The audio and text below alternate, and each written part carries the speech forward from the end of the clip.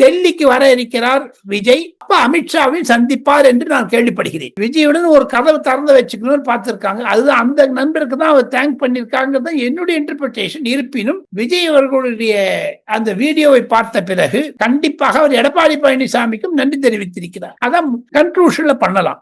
இது நடுவே டெல்லியில் உலாவக்கூடிய செய்தி என்ன என்று கேட்டால், ராகுல் காந்தி விஜயை டெல்லிக்கு வர சொல்லியிருக்கிறார். அமெரிக்காவிலிருந்து தெரிஞ்சு வந்த பிறகு அந்த சட் பூஜான்னு ஒண்ணு இங்க இருக்கு டெல்லியில, 10 தேதி வாக்குல வரும். அது முடிச்சிட்ட அப்புறம் வாங்க, அதுக்குள்ள நான் வந்துடுவேன்னு சொல்லியிருக்காரு. ஆனா 14ஆம் தேதி தமிழ்நாடு சட்டசபை ஆரம்பிக்க இருக்கிறது. அதில் ஒரு ஏகப்பட்ட கிளர்ச்சி இருக்கும்.